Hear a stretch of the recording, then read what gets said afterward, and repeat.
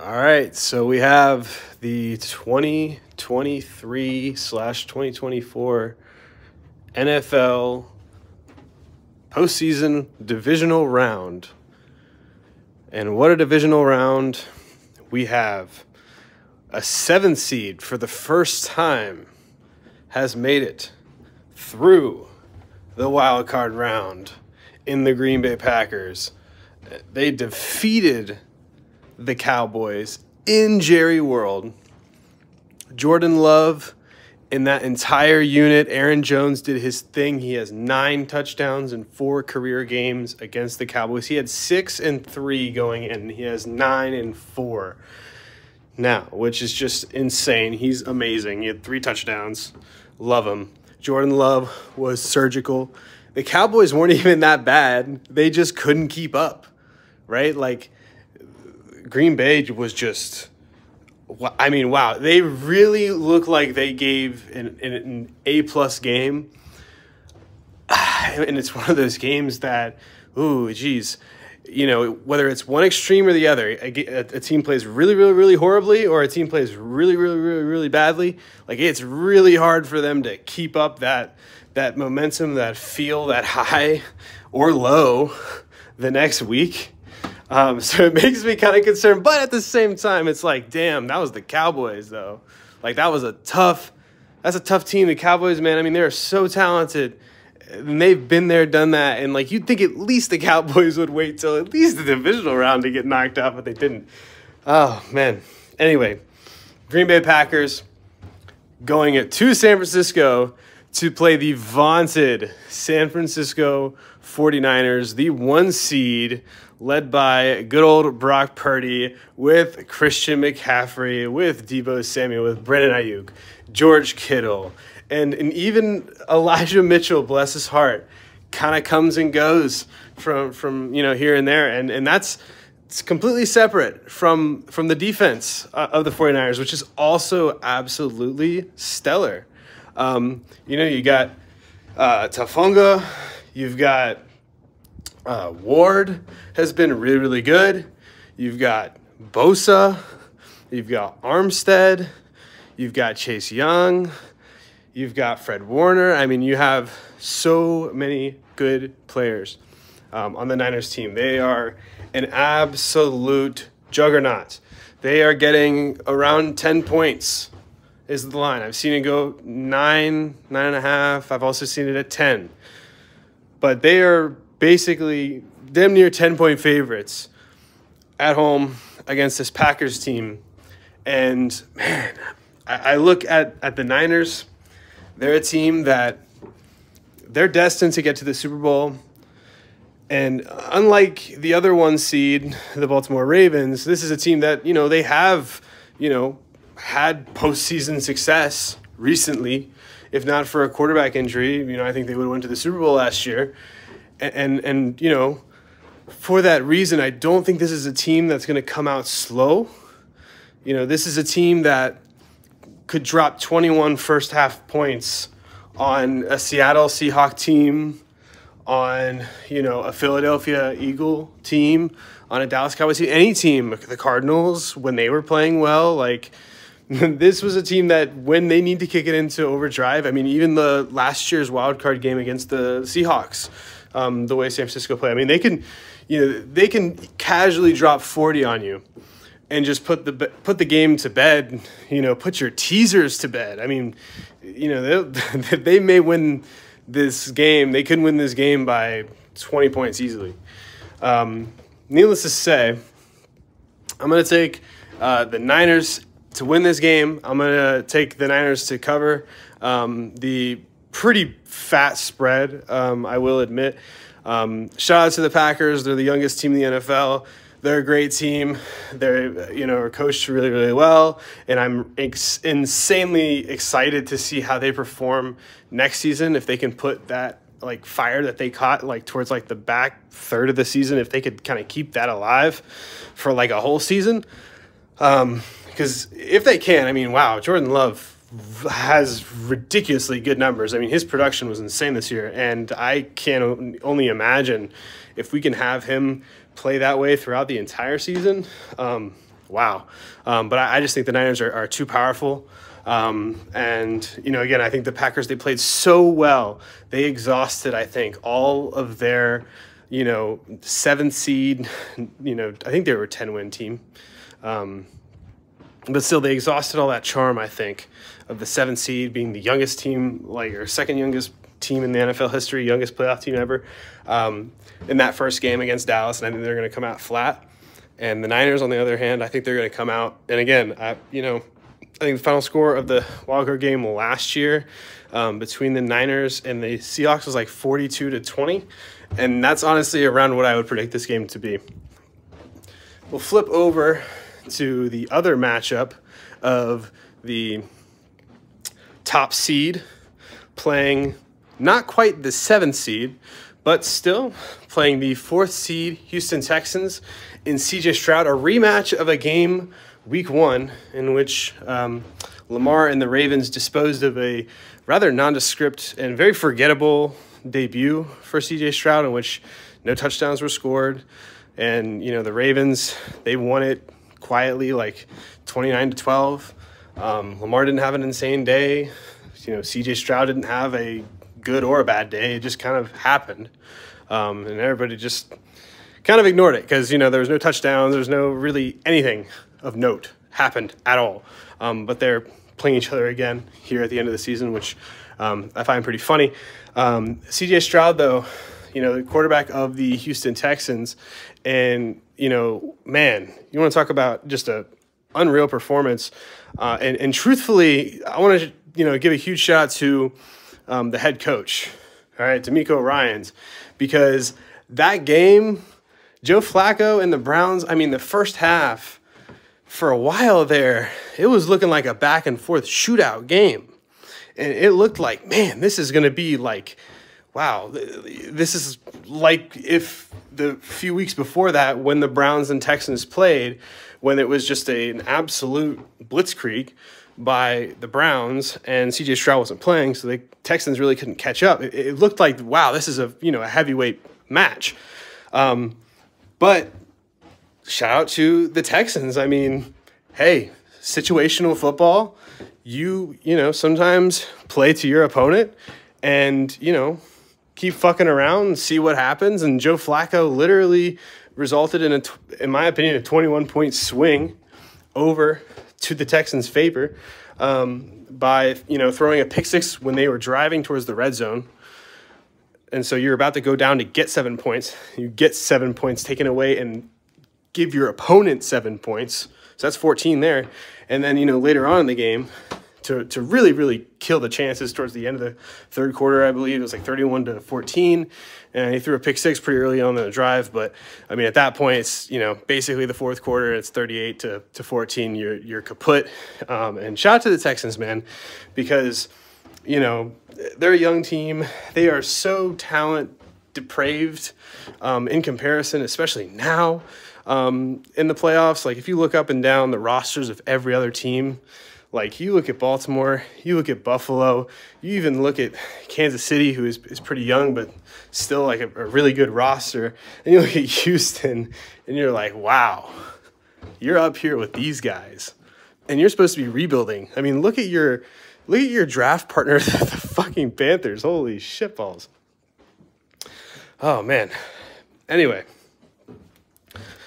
got those Houston Texans traveling to Baltimore, again, with a similar line to the Green Bay-San Francisco game of about 10 points.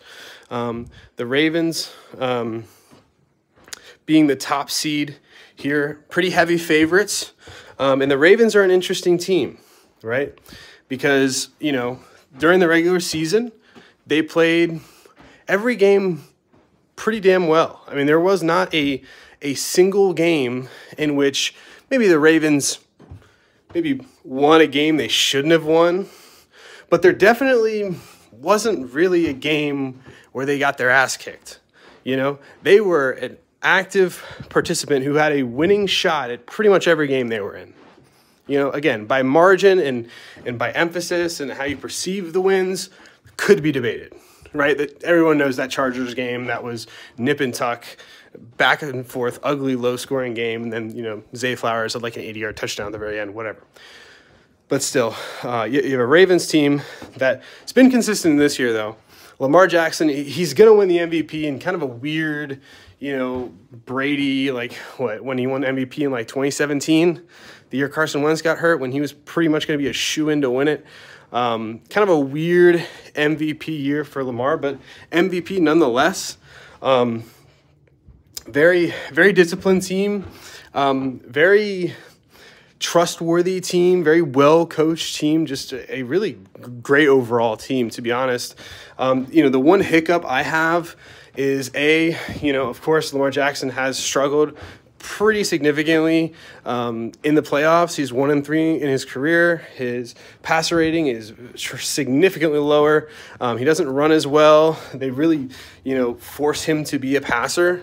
And I think that really is where he tends to struggle against some of the top tier opponents. He's got a little bit of that Tua in him. Although this year, I mean, say what you want about, you know, the Niners game. In my opinion, I think it was more of a victim of just like great situational football from the Ravens, i.e. what the Houston Texans did to the Browns this past week. I mean, you know, they weren't horrible plays by Purdy, but Purdy turned the ball over like 4 or 5 times, and you just turn those into points. Like if you turn 5 possessions into like, you know, 3 touchdowns, then, I mean, yeah, you're probably going to win that game, and the odds are you're probably going to win that game going fucking away. And that's kind of been the story of the Ravens. And, you know, this line is pretty big, and, you know, these two teams, they met each other previously in the playoffs. Not in the playoffs, sorry, but in the regular season, I should say. Although these are much different teams than when they first met. You know, I think this is going to be a game of whoever makes the most mistakes is going to be the one that falters. I think it's going to be a pretty modest game in terms of scoring. I don't think it's going to be very high scoring. I'm going to take the Texans to cover that like 10-ish point spread. But I am going to take the Ravens to win. I'd probably tease the Ravens to like -3. And I'd probably take Houston plus like 16 if, you know, you're getting that 6-point tease. But I think Baltimore wins a close-ish game. I think Houston puts up a good fight, but again, I think a little bit too early, you know, and I think that this is a game that probably doesn't have a lot of mistakes, a lot of turnovers or anything like that. But, you know, you just have that savvy veteran-ness of the Ravens, which is crazy to think because Lamar just doesn't seem like a veteran playoff QB. But, I mean, given his opponent and honestly just giving the landscape of the playoffs right now, I mean, it's not that far off. But, yeah, I'm going to take the Ravens in that spot, launching them into the AFC Championship.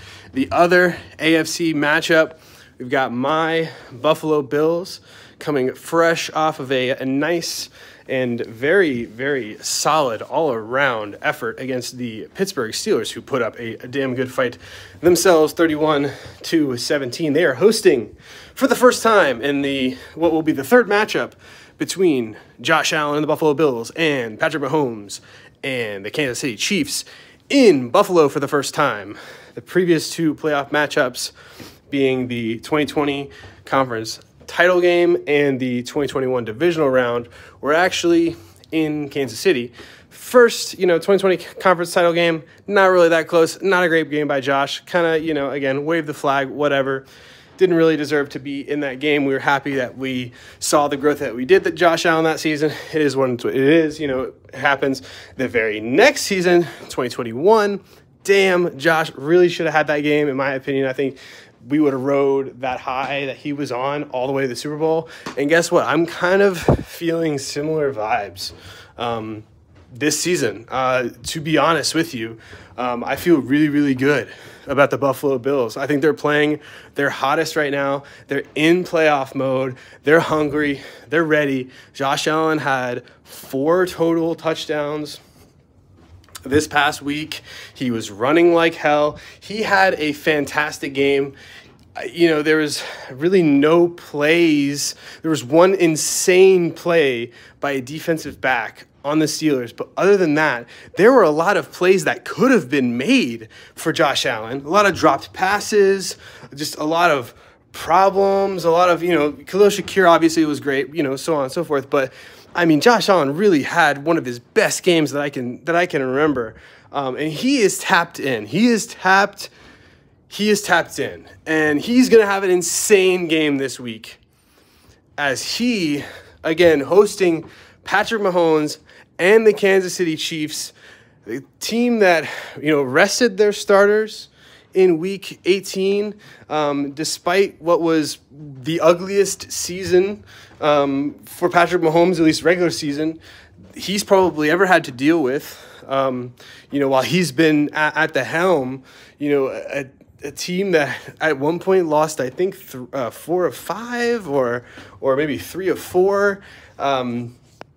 A team that, they did finish with the 3rd seed, but I mean, man, at one point there was a chance the Broncos had a chance with like 2 games left in the season to win the division. Like, I mean, this team lost to, the Broncos, the Bills, the Eagles, and the Packers, like all in this like a month span. I mean, they were bad. And Patrick Mahomes and that offense, Patrick Mahomes to this day, in my opinion, you have to defer it to him. I just don't think you have a strong enough argument to say that he's not the best quarterback in the NFL right now. And he still is. He is no worse than he's ever been. But damn, the NFL football is such a team sport. And it can be great that you are such a great passer and you can give such an insane amount of effort, play in and play out, and you're so smart and you're so capable. But like, if Kadarius Toney, if Justin, God, what the hell even is his name? Not Justin Reed, but the wide receiver. I mean, all of these random wide receivers, right? These tight ends. Kelsey's really not playing as well as he used to. Pacheco's having a good year, but I mean, man, you're really in a weird spot if you're Kansas City, right? Because you finished 11-6, and you're not going to say you limped your way into the playoffs. You're relatively healthy, which is good, but you're really not sure how it's going to go if you're going to get hot because you can't score. You haven't been scoring a lot of points, and you've had stellar play from your defense, but you're really wanting more from your offense. And then, this past week, they were fantastic against a Dolphins team that, wow, I mean, as bad as the Browns were, the Browns really, again, like I said, there was a 21-point swing with the Texans, and it just, once it started rolling, it got out of hand, and the game was just over, done with. Don't even try and come back. Like, it's too little too late. So goddamn fast for the Browns. But I think, man, with how bad the Eagles played, with giving respect to that, because that was atrocious. Damn, the Dolphins were fucking terrible. They were, in my opinion, the worst team in the playoffs. I think they gave the worst performance of all the teams so far that have played. Goddamn. Kudos to, the Chiefs for, again, having a great defense. I mean, they had a great defensive plan. In my opinion, the Dolphins, they just could not handle that insane cold weather. Like, I was just seeing just poor body language, bad posture. They couldn't change direction. They were dropping handoffs. It was just dejected. It was just, I'm my nose is running. My feet are cold. My face is fucking red. I'm so tense from all this just cold, icy fucking just wind up against my skin. And they were just, wow. I mean, yeah, they were really, really bad. And, I'm not going to hammer down on the Chiefs. I mean, they took care of business. I mean, 26-7 in a playoff game. I mean, that's good work if you can get it. And, I will say, I mean, the Dolphins were absolutely depleted on the defensive side of the ball, but it was the defensive side of the ball where the Dolphins really held a Chiefs offense in check. That is, I don't know. I think it's a little concerning. I mean, the Chiefs were 2 of 6? in the red zone. I mean, good on the Dolphins defense, which again had so many injuries. Jalen Ramsey, Jalen Phillips, you know, good old Bradley Chubb, Xavier Howard, I think, was out. Like, so many players. Holland, maybe. Just unreal amount of players were injured for Miami, and they really stepped up. And I'm concerned with the Chiefs' offense because, you know, 26-7, again, good win, not bad, you know, whatever. It is what it is. You'll take it. It's going to be over and done with. Nobody's going to care. But, man, I mean, this should have been, you know, gosh, 42-7. God, 49-7. I mean, it was bad. I mean, God, the Dolphins were horrible, and they were in that game up until mid-fourth quarter, which is just, wow, they had no business being in. That being said, in this matchup, it is a current 2.5-point Buffalo favoritism, if you will. I think this is going to be a 3-point game either way, so I don't really think you're getting much. You know, 2.5, like, ooh, I think one team, not only do I think they might win, I think they might lose by 1 point. Nah, I don't think that's going to happen. I'm going to take the Bills minus the 2.5, though. I think I would tease Kansas City to, like, plus, you know, 8.5? I think I'd do that because I think there's a chance Kansas City wins, but I like Buffalo. I'm a Bills fan. But I would probably I'd probably tease them, but I'm gonna take Bills straight up minus the 2.5 and also to win. And then jumping back over to the final game, the craziest game, the game that I can't believe both of these teams. Like, one of these teams is going to make it to the conference title game. The Cowboys haven't made it to the conference title game in how long? Wow, the Tampa Bay Bucks, coming off of a absolute backdoor tailspin, whatever the fuck you want to call it, looking like absolute dog shit. Baker Mayfield, oh my God, I don't know what to think, but he played so terribly. And they looked like shit against the Saints, but it didn't matter because they were playing against the Panthers, and they scored 9 points, and they shut them out, and they covered and looked horrible and won the division all at the same time. Wow.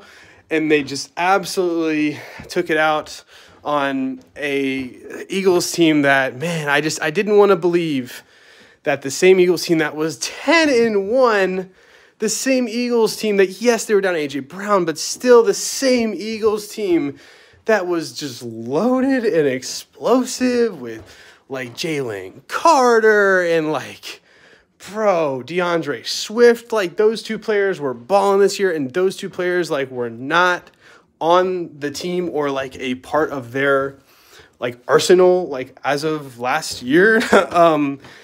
And man, I mean, the Bucks, I don't want to say they played tremendously. I think it was the Bucks played pretty damn good. Baker Mayfield had a nice night, but the Eagles are terrible, bro. The Eagles were so bad, and you got to take it as a sign in a game that means somewhat. I would say it meant, I mean, relatively similar to the Dolphins-Bills, the meaning of that game, Week 18 this past week for Miami, as it did for, you know, Philly, and they just gave up against the Giants team that was, I mean, God, is mediocre even the right word? Like, they suck. I think the Giants are horrible.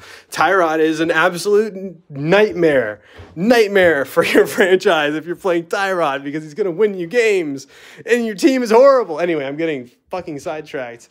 Yeah, Tampa just, they took care of business against a horrible Eagles team that, man, I went down swinging, man. I was really confident that Philly would maybe right the ship just because Tampa was not good the weeks earlier. I mean, it really was the battle of two dog shit teams that really, like, I mean, at one point, the Eagles were 10-1.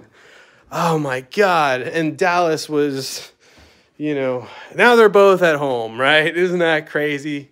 Isn't that crazy? That's wild, bro. The Commanders and Giants are right at home with the Eagles and Cowboys in the divisional round playoffs. That's funny.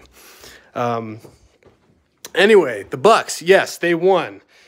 They are the victorious 4 seed traveling to play at the victorious last week 3 seed Detroit Lions. The Detroit Lions who, man, narrowly but properly, and I gotta give them kudos. I don't think that they didn't deserve to win, but damn, that was a close game. Defeated my dark horse.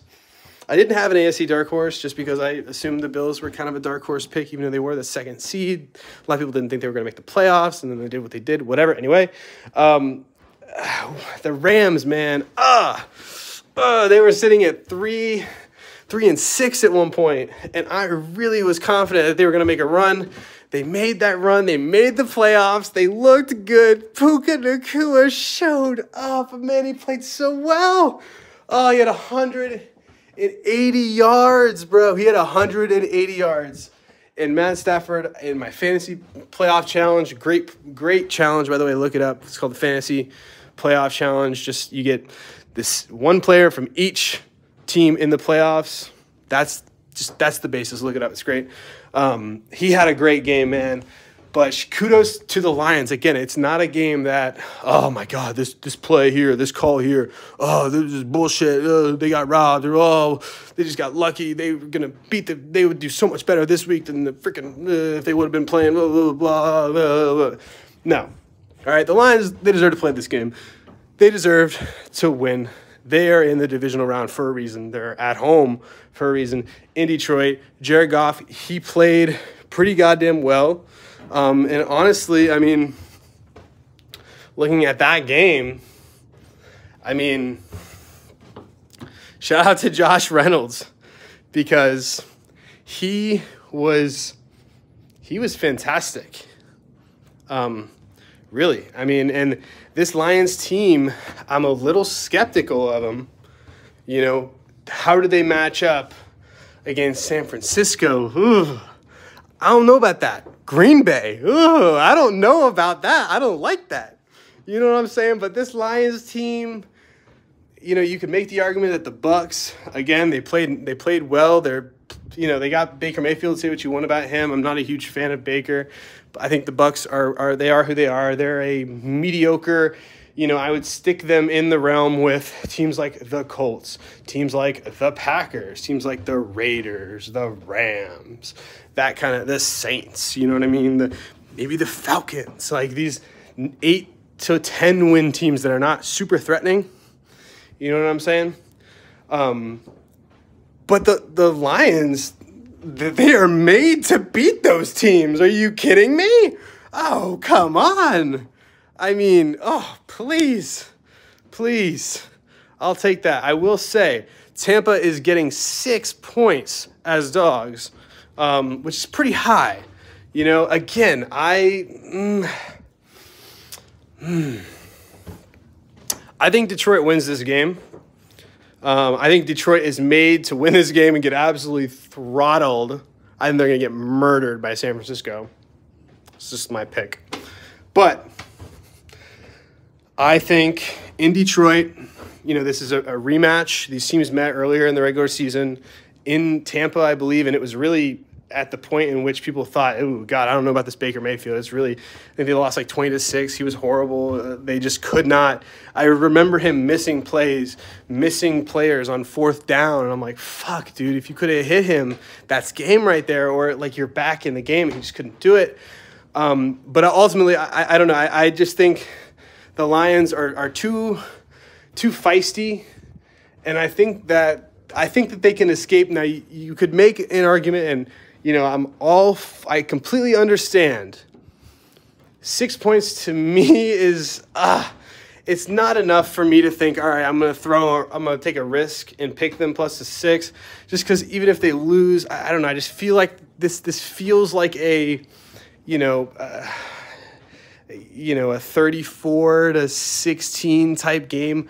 Honestly, like a 20, what is it, 32 to 16? Is that what they won last night against the Eagles? The Bucs did. It feels like it could be that type of game from the Lions, although I think it might be pretty high scoring.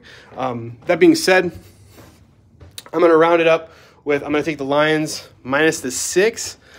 Oh, man, if I'm teasing this, though, I think I'll take Lions straight up as well, honestly. I'm going to take the Lions minus the 6 and the Lions to win straight up. And I feel pretty good about that. And, yeah, those are my picks, you know, kind of going back off the dome, obviously, circling back, taking the Lions minus the 6 in the NFC. I'm also taking the Niners minus the 10-ish, 9 to 10. I think I'd probably still lean 10.5 even. Yeah. And then the AFC, I'm taking my Bills minus the 3 or so, 2.5.